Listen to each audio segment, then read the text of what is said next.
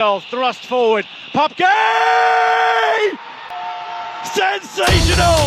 African Nations কাপের শিরোপা জিতে নিল সেনেগাল। গত রাতে মরক্কোর রাজধানী রাবাতে অনুষ্ঠিত ফাইনালে স্বাগতিক মরক্কোকে 1-0 গোলে হারিয়ে চ্যাম্পিয়ন হয়েছে সেনেগাল।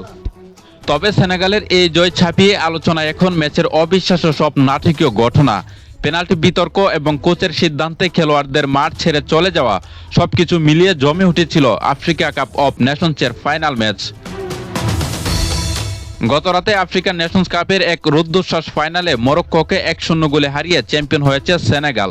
2021 সালের পর আবারও আফ্রিকার শ্রেষ্ঠত্বের মুকুট এখন সাদিও মানেদের মাথায়।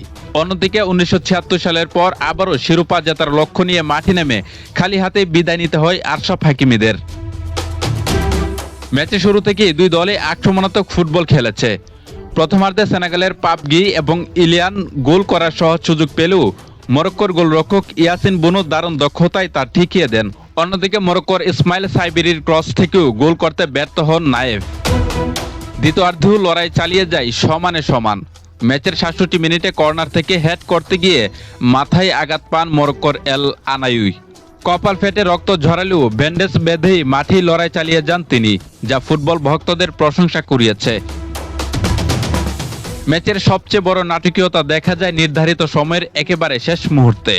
ডি বক্সে ব্রাহিম দিয়াস ফাউলের শিকার হলে বিআর দেখে পেনাল্টির সিদ্ধান্ত দেন রেফারি, কিন্তু এই সিদ্ধান্ত মেনে নিতে পারেননি সেনেগাল।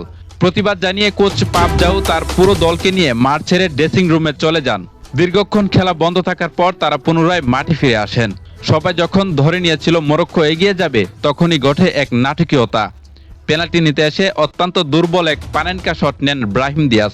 সেনেগালের গোলরক্ষক জায়গা দাঁড়িয়ে থেকে বলটি গ্লাভস বন্দি করেন, ফলে ম্যাচ গড়ায় অতিরিক্ত সময়ের 4র্থ মিনিটে অবশেষে ডেডলক ভাঙেন সেনেগাল। ইদ্রিসা গেইর পাশে ডি বক্সে ঢুকে বুলেট গতির শটে গোল করে পাপগি।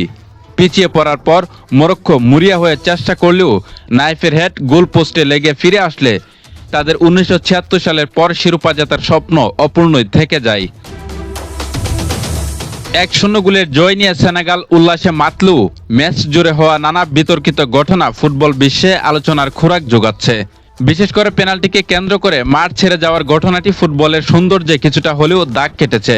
তবে সব বাধা পেরিয়ে শেষ পর্যন্ত আফ্রিকার নতুন রাজা এখন সেনেগাল।